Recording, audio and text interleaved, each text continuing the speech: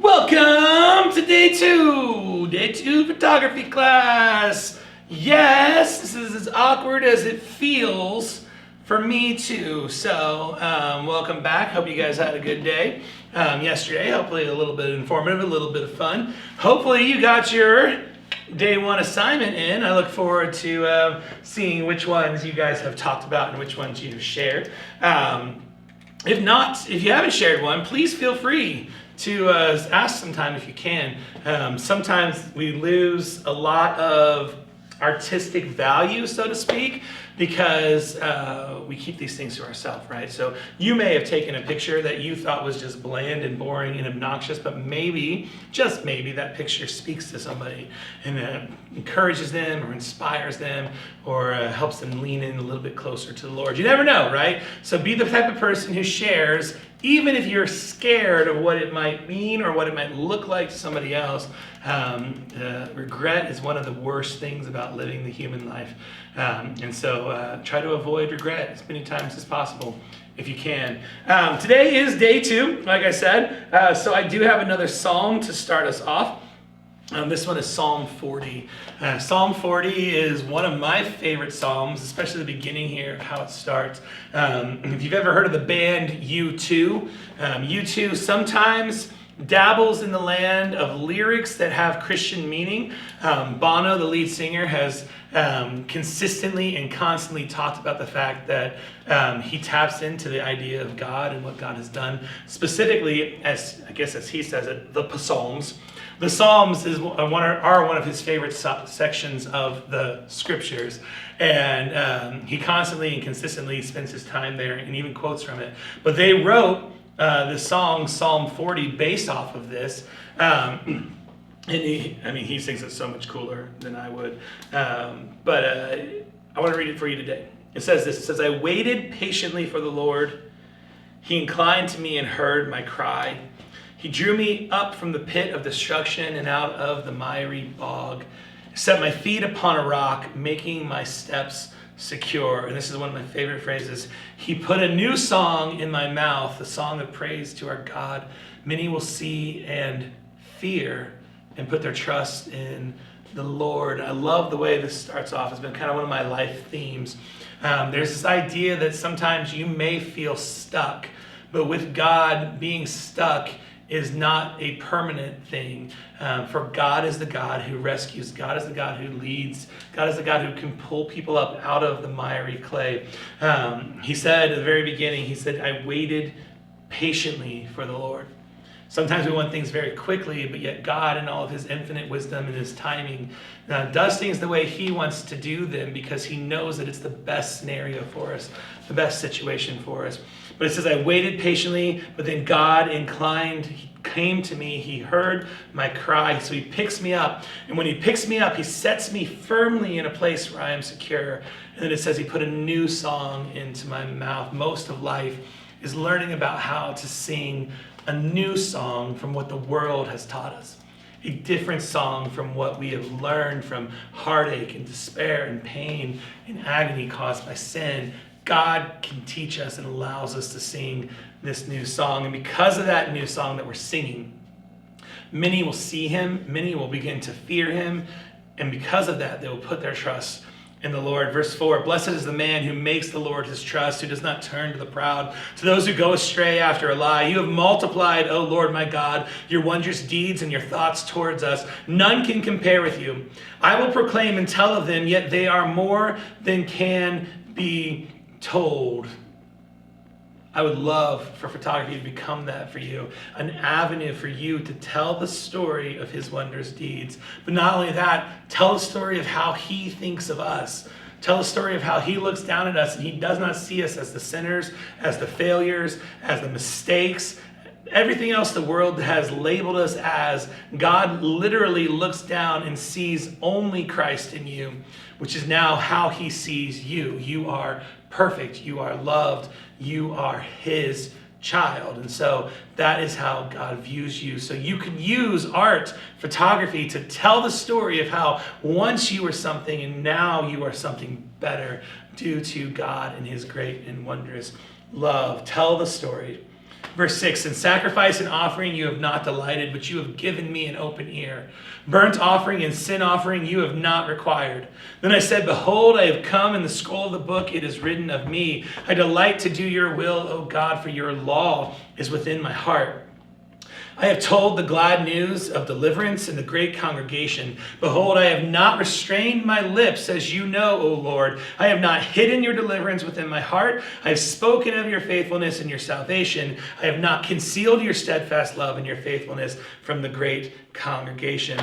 When I was at Cedarville, we had a big debate when I was in college as to whether or not a student at Cedarville should be there just to study, or if a student should be serving at the same time he studied. It was the weirdest argument. I don't really know why we ever got to that point, but it became a campus-wide thing. Everybody seemed to have an opinion. But as you read Psalm 40, the psalmist here says that he cannot keep from telling about what God has done. He says, I've told you told them of the good deliverance. I have not restrained. I am not hidden. I have spoken of your faithfulness, not concealed your love from the great congregation. And I feel like sometimes as Christians, we want to withhold, we want to keep it. But your story tells others of the goodness of God. Your story could be the difference in somebody's life. Verse 11.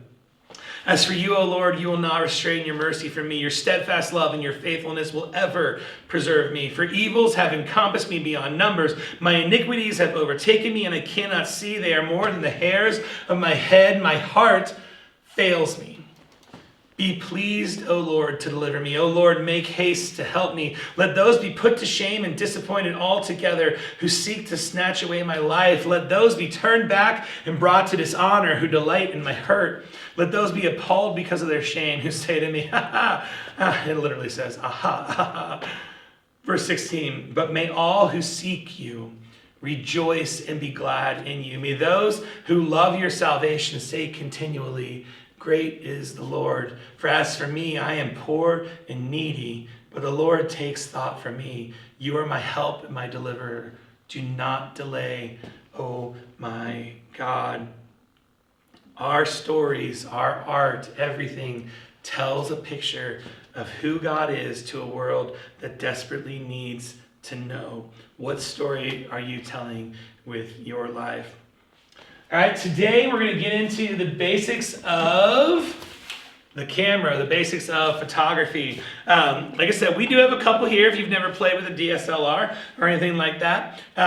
We've got a few that you could borrow, kind of toy with a little bit to see how it goes. But we're going to take a look at what photography is. We got to break down the camera a little bit, show you how it actually works. It's really quite fascinating. It's also really cool to see how similar the camera is to the human eye, which honestly, guys, one of the most fascinating parts of our body, the way that God created us, is the eye. Is a wonderful work of nature. Did you know that every picture that comes in through your eye actually comes in upside down, and then your brain reverses it? Well, you'll see that in a minute. But we're going to take a look at how the human eye works compared to the camera. But then we're going to learn the three basic parts of a camera that matter for taking photos. We're going to learn about shutter speed. We're going to learn about aperture, and we're going to learn about ISO or ISO. Now, if you have a DSLR camera, all of that is available to you. If you borrow one of ours, most camera those are built this way. There's a little knob at the top, right? You can use that to turn the camera on sometimes, but it has a bunch of different letters here. This one has M, AV, TV, P, and then it's got a bunch of like symbols, like a guy running. There's a plant. There's all sorts of things. The camera can do a ton, but it's important for the person taking the picture to know how to use that camera. And so this camera is an EOS Rebel T100 from Canon Pictures, or Canon Company, Canon Photo, I don't know what they are, from Canon. And so if you want to do a little bit of research on that on your own, like I said, EOS Rebel T100. But for our purposes today, okay, we're going to stay in the land of these four letters, P, TV, AV, and M. I know you guys can't see it. But for specifically, I'm looking more towards the idea of the M. M stands for manual mode, and manual allows you to adjust those three things, shutter speed, aperture, and ISO. Now, most of your cameras somewhere will probably have a little dial right? This thing goes up and down. This will begin to change the stuff on the back. So if you put this camera into manual mode, there is a screen in the back. It looks like it's got like some orange hands, and it kind of goes into a little square. Let's see. Ooh, oh no, oh.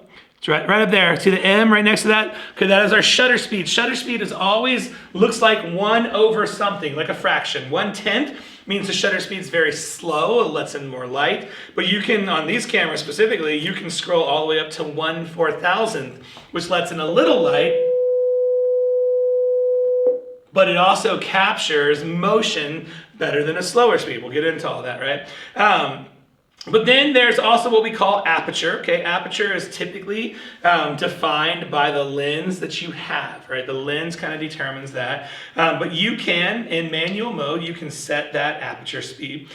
So this one is set at an f5.6. Some cameras can go all the way down to an f1.4, which lets in the most amount of light as possible. But typically all cameras can go up to around f22 or somewhere like that. That's aperture. If you ever looked at a picture and wondered how the background was so blurry and the foreground was so not blurry, a lot of that has to do with aperture, okay? So we're gonna be learning about setting that. You can do that through this cameras as well. And then lastly, the third thing of it all is what we call ISO, ISO. ISO helps produce more light in dark situations, but eventually it can get super grainy and look super terrible. But you can adjust that through a button on the back as well. There's a little button right here, push it up, says ISO, but then you got 100, 200, 400, 800, 1600, etc., etc. So as we watch the videos, if you don't have your own DSLR camera and you would like to toy with one later,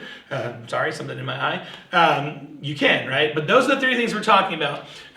Most professional photographers act like it's a super complicated thing to adjust your camera, but in reality, once you learn it, it's super simple, right? Like I said before, a slower shutter speed, 1/10, will let in a ton of light, but your pictures will be super blurry, right? It captures everything that shakes. 1/4000, super fast. Aperture, 1.8, lots of light, lots of blur. F22, little light. ISO, yeah, okay, and not a lot of blur, okay? ISO, lower number, darker, higher number, not so dark, but also makes things look very, very grainy and pixelated. And so that's where we're going today. So hopefully these videos will be informative for you. Your substitute will help you with a few things along the way. And then again, make sure you're doing your 10-day photo project. I'll see you guys soon.